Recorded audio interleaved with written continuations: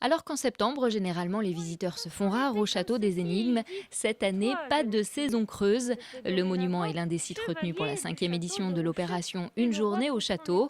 Tous les Loir-et-Chériens peuvent donc le visiter gratuitement sur inscription. Ce mercredi-là, beaucoup ont saisi cette opportunité. Des familles, mais aussi des retraités.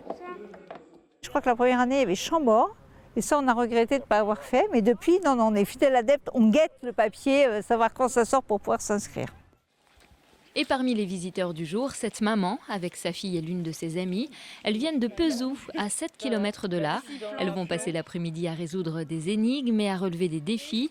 Tous les ans, elles profitent de cette opération mise en place par le conseil départemental de Loir-et-Cher.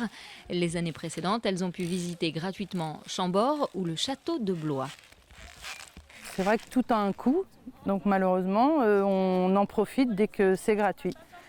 Donc là, cette année, il y a le château des Énigmes, mais on va aussi faire le Clos Lucé à Amboise. C'est bien, ça permet de découvrir des nouvelles activités. Sans payer. On ne le ferait pas forcément si ça serait payant. Ce mercredi-là, au lieu des 50 visiteurs habituels, 120 personnes sont venues résoudre les énigmes du château de Fredval. L'objectif de l'opération, c'est donc de conquérir les Loir-et-Chériens pour qu'ils deviennent les ambassadeurs de ces monuments et qu'ils en fassent la promotion auprès de leurs proches. Pour le premier week-end, malgré une météo défavorable, nous avons eu plus de 1500 personnes sur le samedi et dimanche, contrairement à une fréquentation habituelle de l'ordre d'une centaine de personnes sur des journées comme ça, similaires les autres années. Donc un afflux massif et important.